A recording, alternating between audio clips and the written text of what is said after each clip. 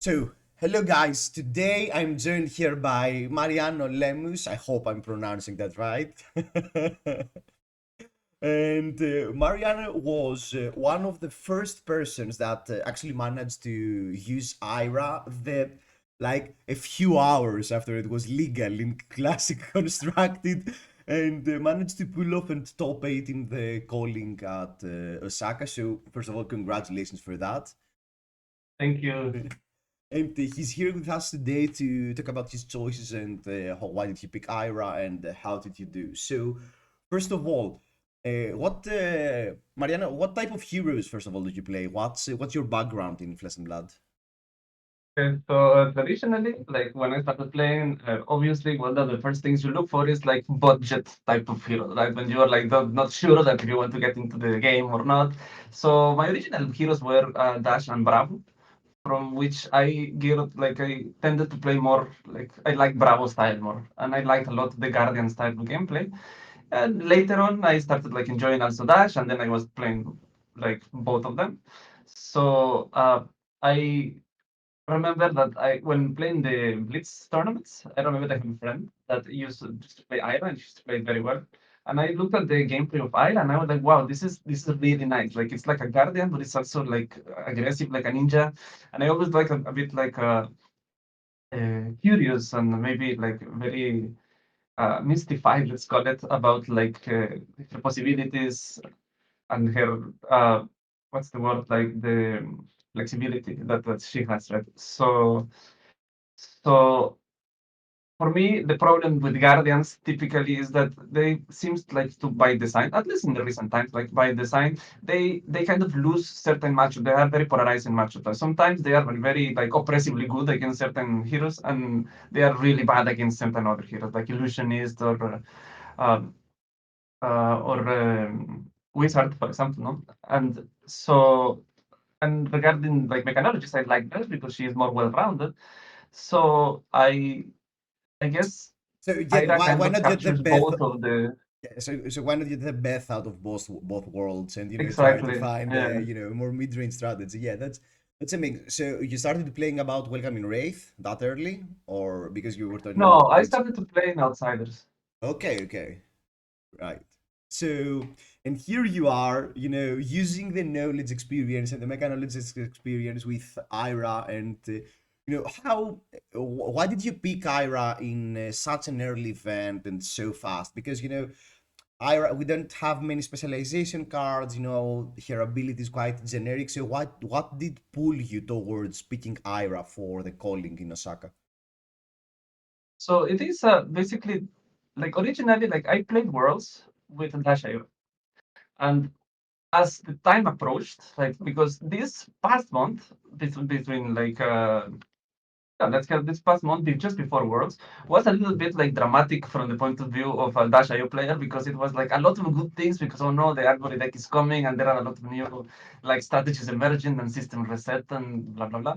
But at the same time, there were these counter strategies, right? You could see like a lot of people talking about how do we fatigue Dash IO and stuff, right? And then I tried the deck in the skir in the not skirmish, the ProQuest The season, ProQuest right? season, yeah. And I realized that it has a real weakness, right, obviously to fatigue, right? It seems like unstoppable unless you actually turn zero intends to fatigue.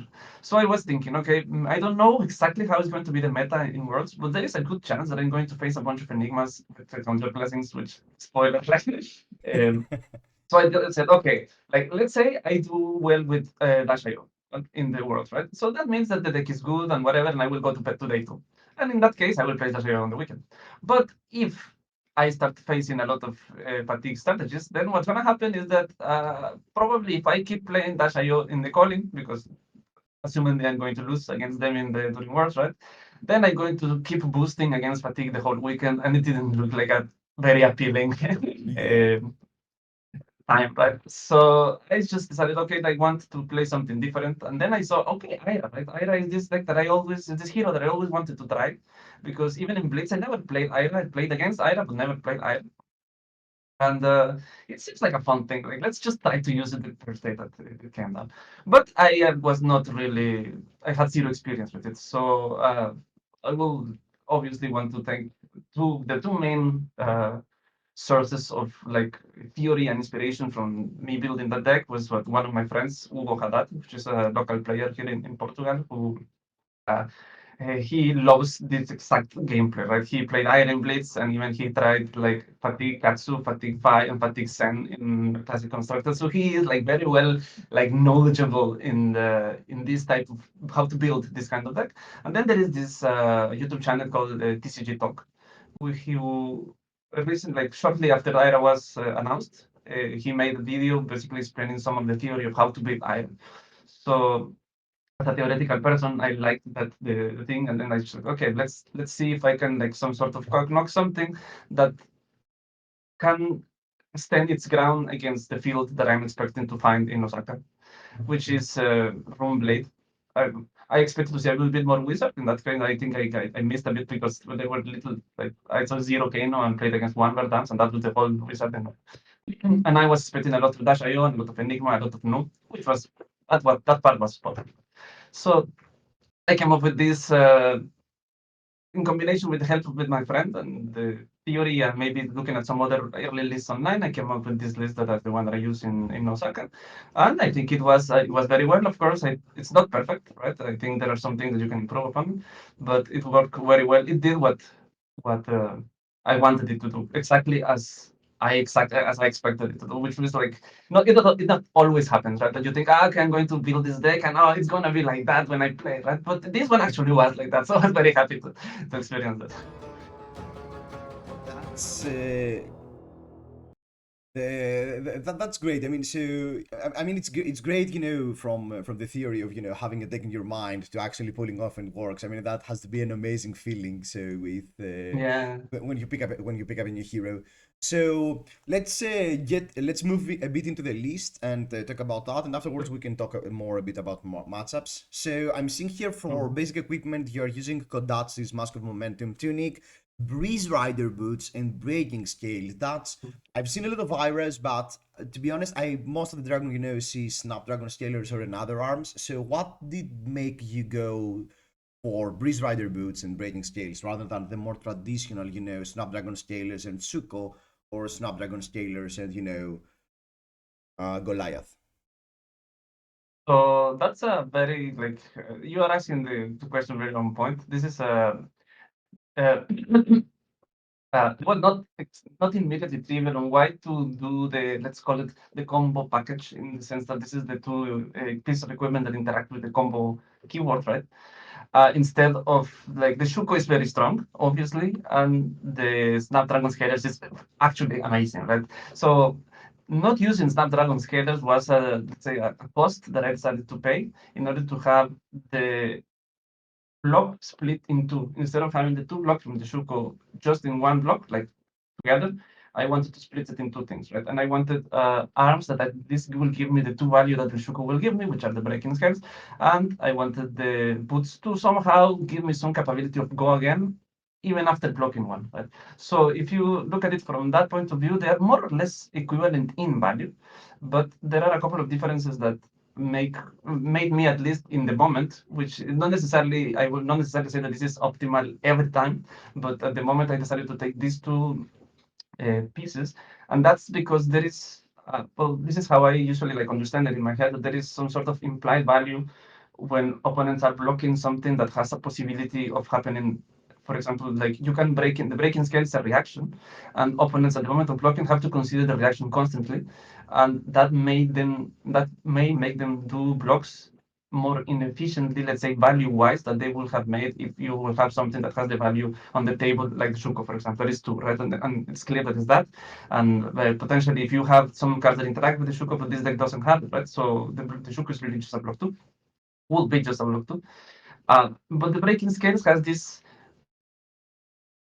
possibility of threatening masks sometimes, right? So, for example, I can block 5 right now, or I can block 6 right now, but maybe the opponent will, I mean, I will break the arms and trigger the mask opponent, for example. So, So it's another similarly with added this rider layer. boost, Yeah, it feels like it's another added layer to the Mask of Momentum trigger, which makes a lot of sense. Which I guess you're using Mask of Momentum in every single matchup. You do not have the other yeah, mask in the deck. yes, yes. Yeah, yeah. Mhm. Similarly, the Blade Rider boots, they, of course, from the point of view going again, they are weaker than Snapdragon Scalers. I use it explicitly because of block one. But they also have this, let's say, added benefit that you can give a go again to your attack or attacks if you have more cast with combo after the attack has hit. So once the attack hits, you may, for example, draw with Mask of Momentum and then decide if you want to give go again, depending on what you drew.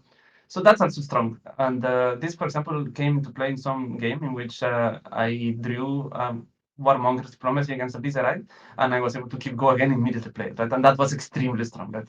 Or against an Azalea, which I was able to continue two more links in the combo thanks to Blitz Rider Boots, which gave go again in that sense 2 times, right? Because it gives to all cards with combo.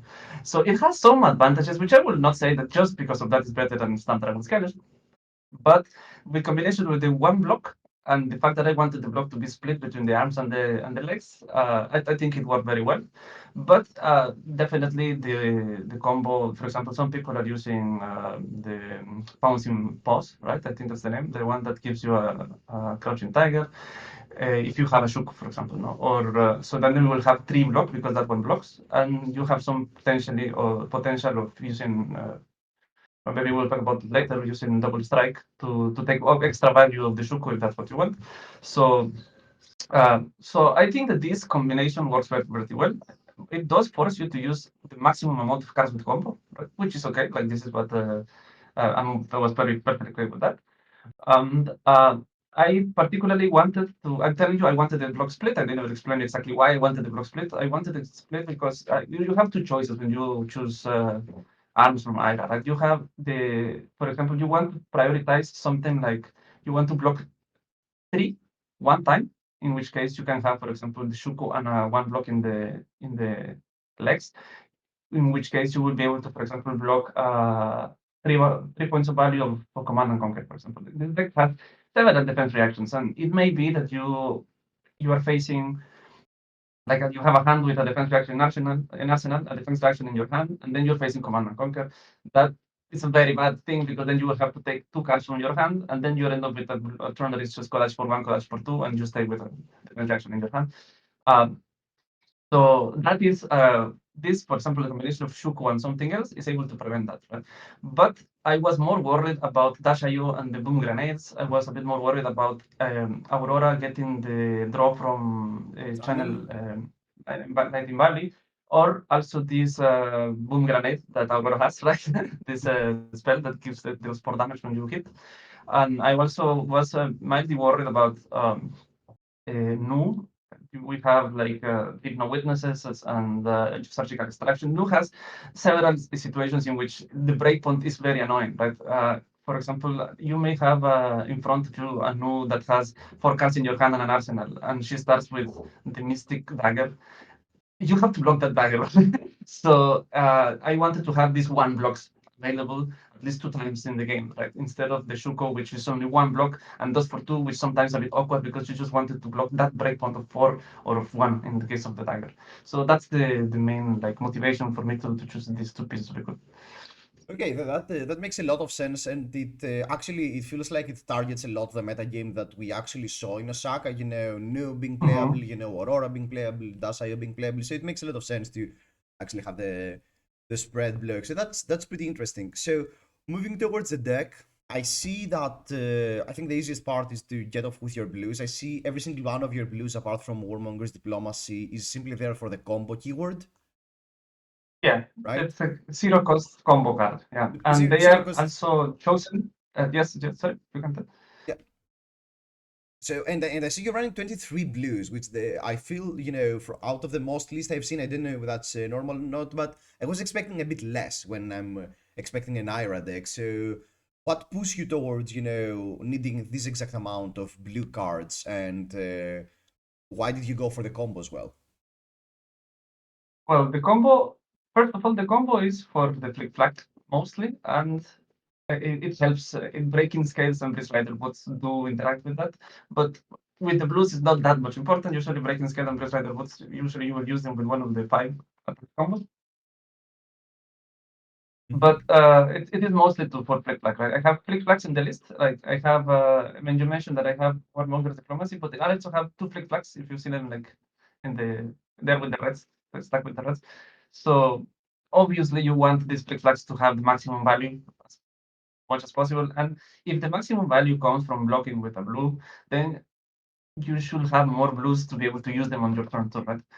At the end of the day, the number of blues, the 23 blues, it is on the upper sides if you see like iron list overall, but I will still play one after the experience that I have in Osaka. I will an update of this deck will have an extra blue because sometimes you really need to. You always need at least blue one blue to function, and sometimes you either need to block with the blue, either because of you want to take full advantage of the flick flag, or because for example, Siren's Call happens, right? And they steal your blue, and then your turn is over. So I didn't feel like the number 23 came basically by testing. Like I just tested the deck several times to see how it feels and just decrease the number of blues until I landed on 23.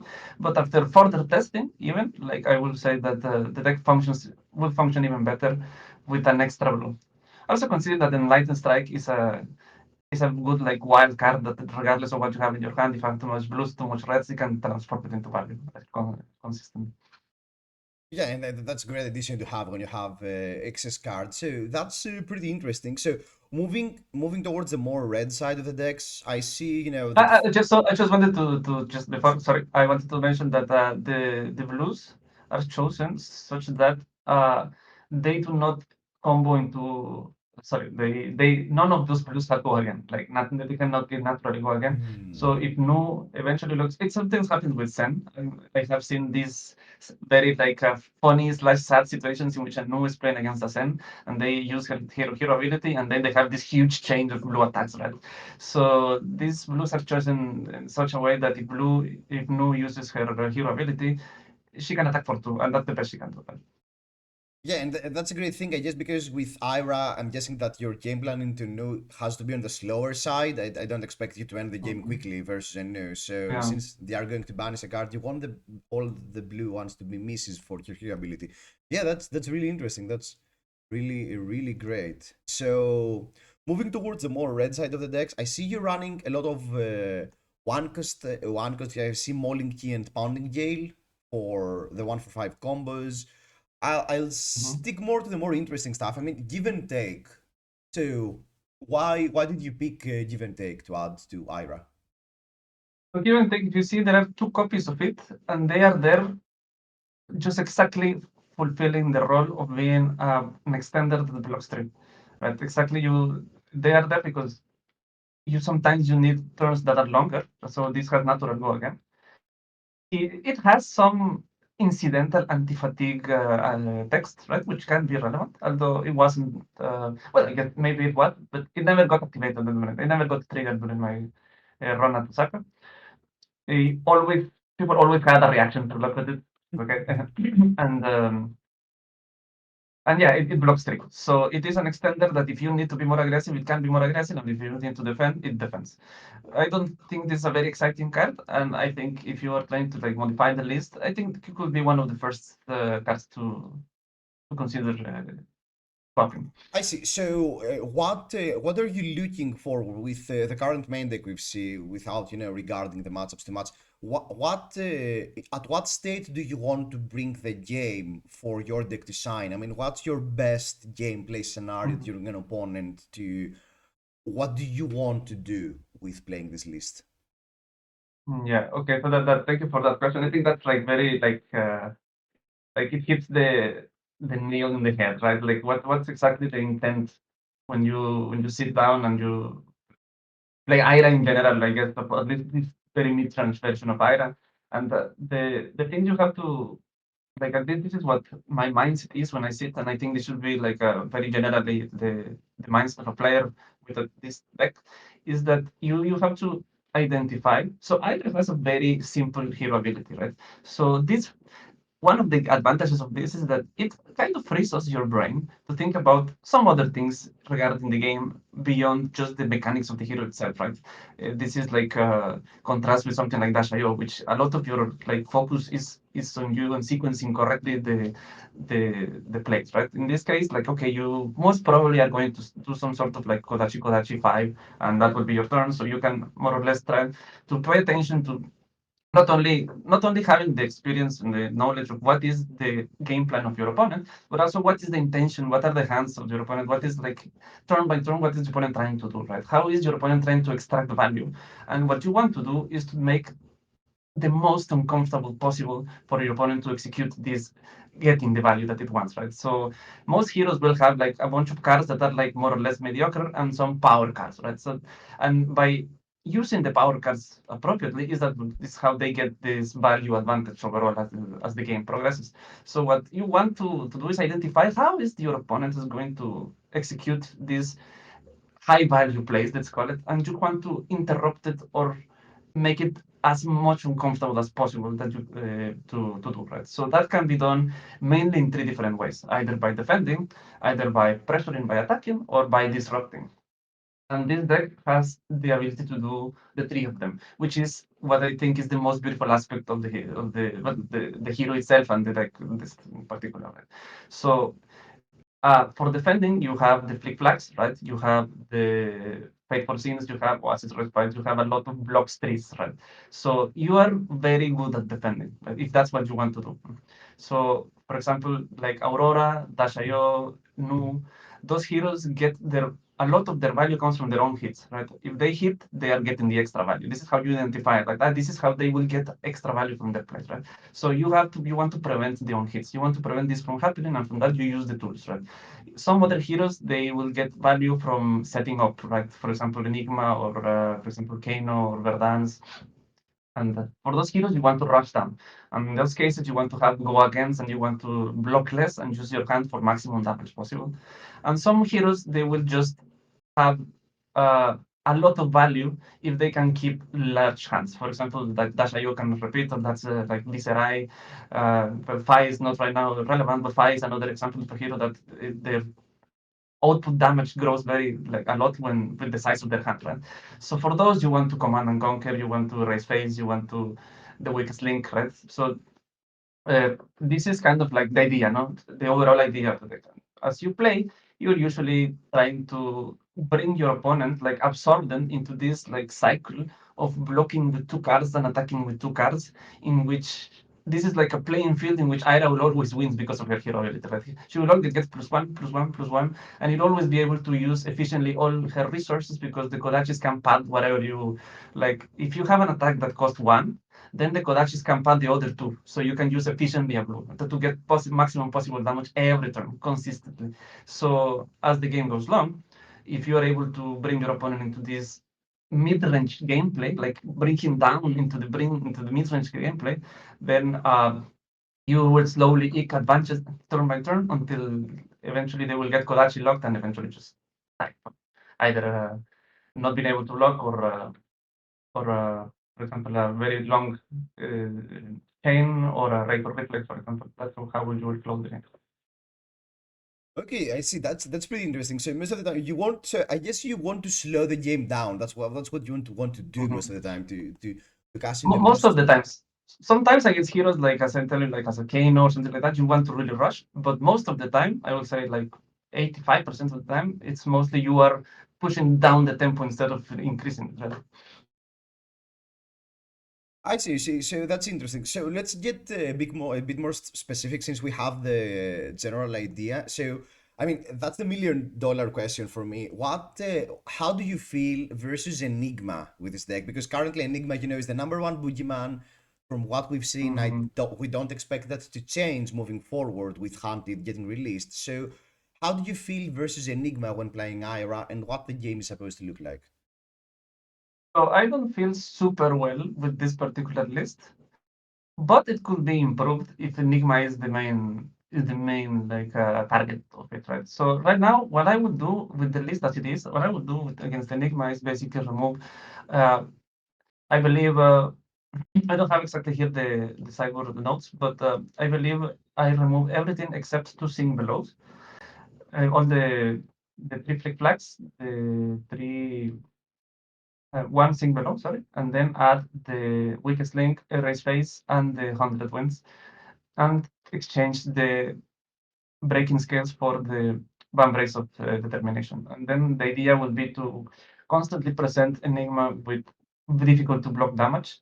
And when Enigma tries to take this, what's the word? Like tries to take the what's the word? The board state when it tries to set up. Yeah, yes. Wants to flip the board states, let's call it like wants to take the control of the game, then you must always consider that you should have some sort of extender in the arsenal to be able to do a very long turn with Kodachi's give and take, 100 wins, spinning wheel kick, beating turns, somehow to be able to present her a very, very hard to block scenario, right? And so that's how you will eventually like that. That's the idea, right? But this works, and you can definitely beat Enigma, but it is not consistent enough to for me to say this is favored into Enigma the list as it is. But it can be it can be favored theoretically. I really cannot guarantee that. If you, for example, will swap breaking scales for the Shuko, will swap the 100 wins or leave the 100 wins because like for example I can make a really a quick reference here to Shoma's list from the Battle Hardened Hiroshima. He made the top 4 in that with Iron, and he, I think, as he is becoming his trademark, he just did not respect Wizard, so he had extra cyber space. He didn't have the null rune equipment or Oasis Respite. So he had the looking for a scrap suit, which will involve removing some of the blue cards with combo that cost 2, and put one attack combos that cost sorry 0 cost 2 attack combos. You remove them and add 0 cost 1 attack combos. So everything attacks for 1, and then you can play looking for a scrap, which is a 5 for 1 go again. It's excellent against if you want to rush down. This is maybe probably the best card that you can be playing. And you play the Shuko, and then you play double strike.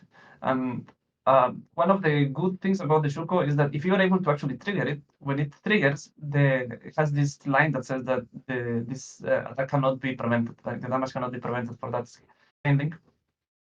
So it really makes Enigmas like struggle with blocking, with defending her auras. Right? And if Enigma cannot establish a board presence, eventually it's going to die collection because you are constantly leaking damage, right?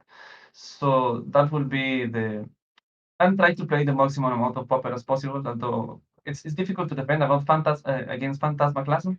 But there is also some sort of like cheeky things that you can do. For example, if you are seeing that Enigma is blocking 2 and keeping 2 cards in hand, and you manage to hit with Sensor, then just say Phantasmaclasm. I played against an opponent in Osaka himself, and I said like that, and he said, I don't have it, but this is what you said is perfect, right? Because this will be the best, like the strongest 2 card play that the name usually does. Besides manifestation of Miracle, but that's usually more telegraphed because of the key, right? Okay, that's really interesting, and it's really great to see. Yeah, I think that's probably one of the biggest strengths of Ira, that because her ability is so generic that you can actually transform the deck in the meta you're expecting. So yeah, seeing that moving forward, if, as you said, Enigma keeps being the #1 target, you can actually transform this deck slightly to actually face that of better. So regarding now the more aggressive sides of deck, and I'm talking as well about the Zephyr Needle, in which matchups do you actually bring the Zephyr Needle, and where do you want to actually be using that card, that having that extra +1 value when attacking? So the Fair Needle comes 100% against Dash, well, Dash IO, and only against normal Dash if you are sure that they are not playing the pistol plan, but the pistol control plan. Uh, you can also play, you should also play it against Azalea and Aurora. Now, Aurora can, in principle, Azalea will almost, I say that it would be very surprised to see an Azalea with a defense reaction, but that gets some focus. Aurora is a little bit more sketchy. Aurora could be playing defense reactions, but after doing some sort of polling around people like my friends and I concluded that Aurora's list are really only playing the defense reaction that deals one arcane damage because Yeah, that helps Sigil with of Suffering. the Yeah. channel lightning value. So that you can prevent, right? So if you have the tide flippers, right, you can when they try to block and they try to break the super needle with that, you can prevent the arcane damage. So it will block for 3, and then basically Aurora doesn't have any way of breaking the super needle. And then you have Viserai, which is like you should only bring it if you know the list of your opponent. But if you know that your opponent is not playing transaction, because they can definitely it's more likely that a Viserai will be playing a Sing Below, for example, than an Azeba. Well, I was I not Sing see. Below, maybe Sigil of Suffering as well. Okay, okay, great. So, overall, in which meta game would you feel comfortable bringing this Ira deck? I mean, what decks do you want to face when you're bringing this Ira hero in a Mm. tournament? Mm. So that's a good question. I don't. I'm thinking like which decks are really unfavored against a deck like this. Um, I mean, mm, I can transform the question a bit. So, what were mhm. your most comfortable matches in the calling? I mean, what matchups you felt like that you were in a dominating position and that you had a decent advantage early on, and you know exactly what you were doing, and the opponent, did you manage to do So that? honestly speaking, I will not say that I felt very favored against anybody. I will say that probably I felt like favored against Nu, but even then the games against Nu are very tiring. Like you can make mistakes and lose the game. Like Nu can dismantle any deck if it runs well, right? So I would say that the deck has a good chance. Like if you play it like uh, patiently, like it has good matchup against Nu. It has I believe that the list as it is currently has a good matchup against Aurora. Um, mm, Okay, I mean, I guess it makes sense for it to be such a deck because it's a mid-range deck. You only cast out mhm, only one value. It's not like you can combo off, so it makes sense to have some very yeah, obvious strengths. But I guess that's somewhat the power of the hero because in the deck that you have it, you could win anything, but you don't have any yeah, very yeah. good This is matchups. Yeah. exactly like as I was telling you. Like it reminded me of Dash Inventor Extraordinaire in that sense, in which you are kind of like 50-50 against most. So you have some favored matchups and some slightly unfavored matchups, but you are kind of like more or less like a 50-50 type of hero, right? You don't have very big polarizing matchup, which is what drew me to the Ira as opposed to Guardian, which is a very similar gameplay anyway, except Guardian has very polarizing matchups, and Ira not so much so. So, and a quick recap about your calling run. What were your most memorable games from the calling? What were the most Mm, scenarios that you still remember, or anything that was interesting that happened with your deck? yeah, so one of my first games was about a hatch in Torintia. It was about the Japanese player, and I was a little bit like I had never played with this deck. Obviously, I have never played with this deck that long because it was a new deck. But I didn't even like consider how will this matchup go? Because Hatchet Dorinthia is the one deck that, if you ask me, which deck is the best deck at extracting value in the mid range, I will say it's Hatchet Dorinthia. But this is the value town deck, right? So this will be like I wanted to really see like how do this deck match against each other, right? Because you have the +1, but they have the Dynamo, right? So it kind of cancels your +1 attack every turn. At the end of the day, I think. I won, and I won like more or less like I wasn't too worried during the matchup, right? But Torita did have some of the three attack with three chain links with the what's the name of this card that gives fill block, right? The one that gives +2 and dominates to your access. And those turns were scary, but overall, I felt like Dorinthia is not able to output, is able to block well, but is not able to output damage as consistently as Iron, which is something that I wasn't expecting necessarily, right? The fact that I was very slowly like separating my life from his life. Other hero that other things that I could remember, I played against Verdance, uh, and I feel like it, well, you asked me which heroes I will be comfortable with. The Earth heroes are an example of heroes that I will be not comfortable with. Like they actually are able to, because if the game goes long, they are able to actually start outvaluing you because of their hero abilities, right? Eventually, for example, Florian is able to do the the one blue 5 value attack like every turn, um, and Verdun is able to start getting life. In that particular game, I got Train of the Crown semis consecutively 4 times in a row. Right? It was like 2 turns, then 1 turn of blocking, and then another 2 turns in a row of filling up the crown because they have this headpiece that can return uh, some earth card from the graveyard to your hand. Right? So I just went too far behind. If you get filling of the crown every turn for 4 turns in a row, basically you are like like my life was already down. So that is something that I remember.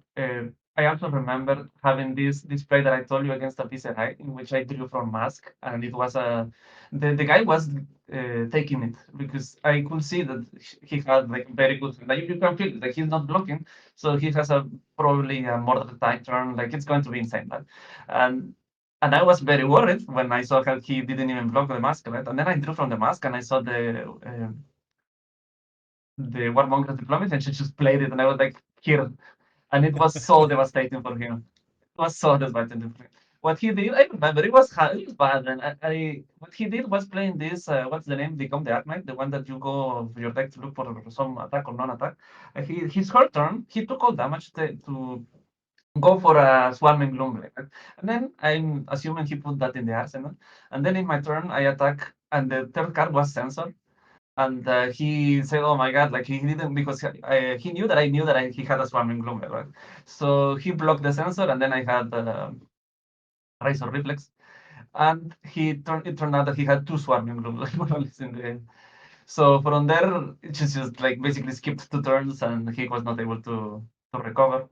I will say that the Visarai matchup would be very unfavorable if it wasn't for Warmonger's diplomacy, and even then, I don't think that it's particularly favored. Probably a little bit favored in Viscerai's, uh, Viscerai is a little bit favored from Okay, Ira. okay. So that's pretty interesting. I mean, to so I just to wrap it up for myself as well. So if I'm ever looking to play, to play a deck that can on the ProQuest or anything that can have a match, I mean, to anything, this deck feels like. I mean, I got sold. I mean, that feels like a really interesting deck. I mean, your numbers feel great. Everything blocks for three. Yeah. You can play the trading game. You have some disruption, but it's enough because it's your attacks might be a mere bit But too it's vanilla, his but you can still destruction do for good. 7, right? It's Command and Conquer for 7. Right? It's rest space for 7. It's beautiful. Yeah, and it has this assassin vibe a bit as well. That if they play around the Razor Reflex, you simply arsenal the last card and it's a defense reaction. And the next time they do not play around Razor Reflex, and you do have the Razor Reflex and you trigger Mask. I mean, it's really interesting. So I'm really glad that Ira. I was a bit afraid when Ira was first announced that maybe she was a bit too weak for the current power level of the game. But I mean, I'm really amazed that actually you pulled off, such an amazing run in the Calling Osaka, and we actually see Ira being because I feel like it's such an interesting hero to mess around with. Yes, Uh, yes, I agree with it. Yeah.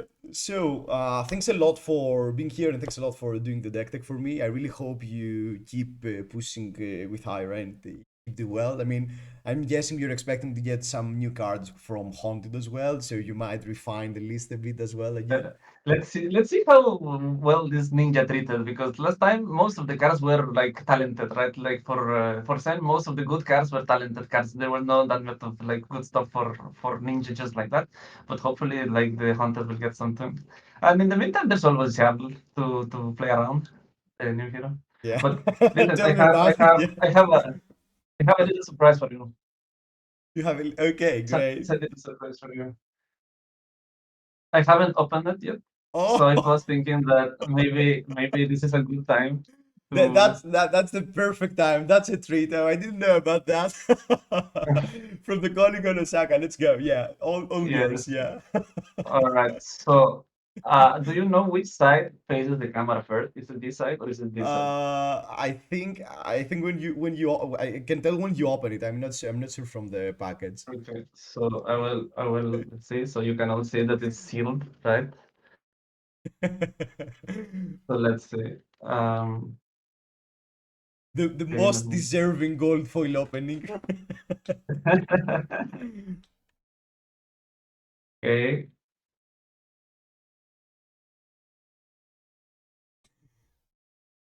all right. So let me see here. All right. So So pull it slightly. which one is it? Okay, it's great. We have, yeah, that's the backside. That's the So backside. is it Great. like this? This, yeah, it's like Ah, this. this is like okay, okay. Okay, I'm gonna close my eyes and I'm going to listen to your reaction and hopefully it's a good reaction. Okay, okay. That's Okay, okay, okay. here It's it is. not. It is a playable. Oh, It is a playable it's a golf ball. good card, It's right? a good It's card. It's a playable good card. still. It's It's a good fine. It's card. a Yeah. good card. It's Okay. a, I thought when you first opened it, I thought it was breaking scales, and I'm like, it would be so fitting, but still, No, okay. no, no, it cannot be breaking scale because that one is common. So it has to be a legendary. Yeah, it had to be a But it legendary. actually looks a little bit like breaking scale. Just strange. Beautiful. Okay. I'm fine with Okay. this. I'm fine with this. Mariano, Okay. again, thanks a lot for being here today. Thanks for the deck. Thanks for the gold foil opening, and hopefully we'll meet again. Okay. See you around, guys. Bye. Okay. Goodbye. See you around. Thank you.